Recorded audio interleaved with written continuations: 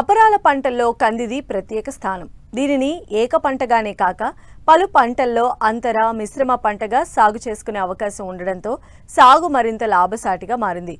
దీనికి తోడు గత కొంతకాలంగా కలిసి వచ్చిన మార్కెట్ ధరలు రైతులకు మరింత ఉత్సాహాన్నిస్తున్నాయి. ప్రస్తుతం ఖరీఫ్ కంది సాగుకు రైతులు సిద్ధమవుతున్నారు. అయితే సమగ్ర యాజమాన్య పద్ధతులను పాటించినట్లయితే మంచి దిగుబడి పొందేందుకు వీలుంటుందని తెలియజేస్తున్నారు వరంగల్ ప్రాంతీయ వ్యవసాయ పరిశోధనా స్థానం శాస్త్రవేత్త సంధ్యా కిషోర్.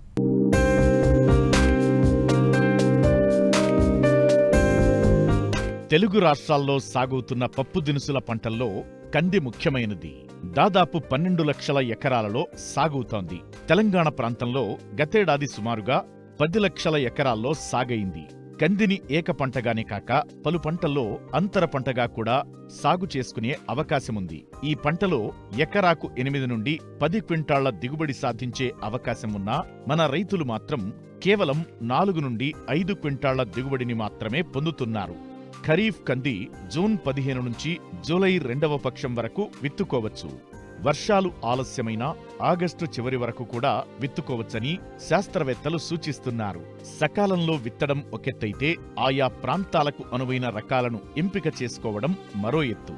అంతేకాదు, భూసారాన్ని అనుసరించి సాళ్ల మధ్య దూరం, మొక్కల మధ్య దూరం పాటించాల్సి ఉంటుంది. మొత్తంగా విత్తనం మొదలు పంట కోత వరకు సమగ్ర యాజమాన్య పద్ధతులను పాటిస్తేనే నాణ్యమైన అధిక దిగుబడిని పొందేందుకు ఆస్కారముంటుందని వివరాలు తెలియజేస్తున్నారు వరంగల్ ప్రాంతీయ వ్యవసాయ పరిశోధనా స్థానం శాస్త్రవేత్త సంధ్యా కిషోర్. వర్షాకాలంలో చూసుకున్నట్లయితే కంది 10 లక్షల ఎకరాలకు పైచిలుకు ఎకరాలలో కంది విస్తీర్ణం సాగులోకి వచ్చింది. అయితే కందిలో సరైన యాజమాన్య పద్ధతులు పాటించినట్లయితే మనం అధిక దిగుబడులు పొందవచ్చు. ముఖ్యంగా కందిలో అనుకూలమైన నేలలు చూసినట్లయితే కంది కూడా ఎప్పుడు కూడా మురుగునీరు పోయేటువంటి నేలలు పనికిరావు.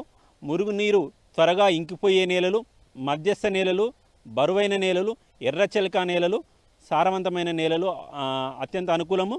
చౌడు నేలలు కంది సాగుకు పనికిరావు. నేల స్వభావాన్ని బట్టి, అలాగే మన నీటి వసతి అందుబాటులో ఉన్నదాన్ని బట్టి మనము సరైన రకాలను ఎంచుకొని సాగు చేసుకున్నట్లయితే ఎకరాకు 8 నుంచి 10 క్వింటాల దిగుబడి సాధ్యమవుతుంది. ముఖ్యంగా ఇప్పుడు ఉన్న వాతావరణ పరిస్థితులకు అనుకూలంగా మధ్య స్వల్పకాలిక రకాలు అంటే 155 నుంచి 165 రోజుల్లో పంట పూర్తయ్యే ఉజ్వల, వరంగల్ కంది 1, తెలంగాణ కంది 1 లాంటి రకాలను ఎంచుకోవడం అత్యంత ముఖ్యమైనది. అలాగే నేల తయారీ కల్టివేటర్ సహాయంతో 1-2 సార్లు దుక్కి చేసుకొని తర్వాత రోటవేటర్ సహాయంతో మెత్తగా దున్నుకొని, అలాగే ఎర్రచెలక నేలలో సాలుకు మధ్య 90 నుంచి 120 సెంటీమీటర్లు, మొక్కకు మధ్య 20 సెంటీమీటర్ల ఎడంతో విత్తుకోవాలి. బరువైన నేలలు, నల్లరేగడి నేలలు అయితే 150 నుంచి 180 సెంటీమీటర్ల ఎడంతో మొక్కకు 20 సెంటీమీటర్ల విత్తే దూరము పాటిస్తూ విత్తుకోవాలి. ఎకరానికి 3 నుంచి 4 కిలోల విత్తనము అవసరమవుతుంది. ఈ విత్తనాన్ని 2 గ్రాముల థైరం లేదా క్యాప్టాన్తో విత్తన శుద్ధి చేసుకోవాలి. తర్వాత 200 గ్రాముల రైజోబియం కల్చర్ను 8 కిలోల విత్తనానికి పట్టించి విత్తన శుద్ధి చేసుకోవాలి. తర్వాత చివరి దుక్కిలో 50 కిలోల డిఏపి కానీ, 18 కిలోల యూరియా మరియు 125 కిలోల ఎస్ఎస్పి రూపంలో మనము ఎరువులను అందజేసినట్లయితే సరిపోతుంది. తర్వాత మొదటగా విత్తిన తర్వాత 48 గంటల లోపు పెండిమిథాలిన్ అనే కలుపు మందును ఎకరాకు 1 నుంచి 1.5 లీటర్ల కలుపు మందును పిచికారీ చేసుకున్నట్లయితే పంట మొదటి దశలో వచ్చే కలుపును నివారించుకోవచ్చు. అలాగే విత్తిన 15 నుంచి 20 రోజుల తర్వాత ఎప్పుడైతే కలుపు రెండాకుల దశలో ఉన్నప్పుడు ఎకరాకు 300 మిల్లీలీటర్ల ఇమాజిత్ పైర్ పర్షూట్ అనే పేరుతో దొరుకుతుంది. ఇమాజిత్ పైరును పిచికారీ చేసుకున్నట్లయితే మనము పంట మొదటి దశలో వచ్చే కలుపును నివారించుకోవచ్చు. తర్వాత వర్షాలు తగ్గిన తర్వాత యంత్రాల సహాయంతో ఇంటర్ కల్టివేషన్ చేసుకోవడం ద్వారా కలుపును సమర్థవంతంగా నివారించుకోవచ్చు. ఇక నీటి వసతి గురించి ఆలోచించినట్లయితే కంది వర్షాధారంగా పండే పంట, కానీ కీలక దశల్లో 1 లేదా 2 తడులు ఇచ్చినప్పుడు గణనీయంగా దిగుబడులు పెరిగే అవకాశం ఉంది. అందుకోసం గాను రైతు సోదరులు ముఖ్యంగా మొగ్గ దశలో అంటే పంట మొగ్గ దశకు చేరినప్పుడు ఒకసారి తేలికపాటి తడులు, అలాగే కాయ ఊరే దశలో ఇంకొకసారి 2 తడులు ఇచ్చుకున్నట్లయితే కంది దిగుబడి ఎక్కువగా వచ్చే అవకాశం ఉంటుంది. కంది పూత పిందె దశలో చీడపీడల ఉధృతి అధికంగా ఉంటుంది. ముఖ్యంగా మారుక మచ్చల పురుగు రైతులకు తలనొప్పిగా మారింది. పూతను కాయలను గూళ్లుగా చేసి లోపలి పదార్థాలను తినివేసే ఈ పురుగు వల్ల రైతుకు జరిగే నష్టం అంతా ఇంతా కాదు. దాదాపు 80% దిగుబడి నష్టం వాటిల్లే ప్రమాదముంది. దీనిపై ప్రత్యేక నిఘా ఉండాలంటారు శాస్త్రవేత్త.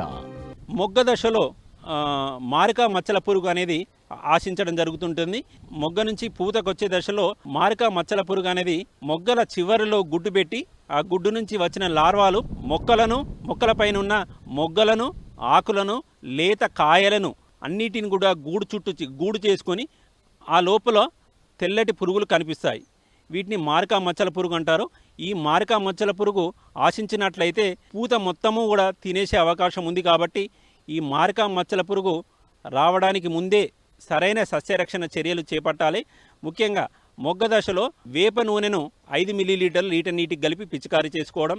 తర్వాత పురుగు ఉధృతి కనుక గమనించినట్లయితే క్లోరోఫైరిపాస్ 2.5 మిల్లీలీటర్ లీటర్ నీటికి కలిపి పిచికారీ చేసుకోవడం.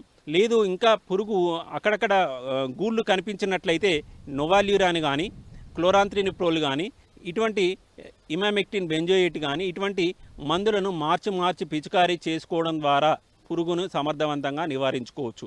ఇలా కందిలో వచ్చే కాయదొల్చే పురుగులను నివారించుకోవడం సమగ్ర సస్యరక్షణ చర్యలు చేపట్టాలి. తర్వాత పక్షి స్థావరాలు ఏర్పాటు చేయడము, ఫిరమోన్ ట్రాప్స్ పెట్టుకోవడము, పురుగు ఉధృతిని దగ్గర గమనించుకోవడము, ఇటువంటి అంశాలను పరిగణనలో తీసుకున్నట్లయితే సమగ్ర యాజమాన్య పద్ధతులు పాటించినట్లయితే కాయదొల్చే పురుగులను నివారించుకోవడం ద్వారా మనం అధిక దిగుబడులు పొందవచ్చు.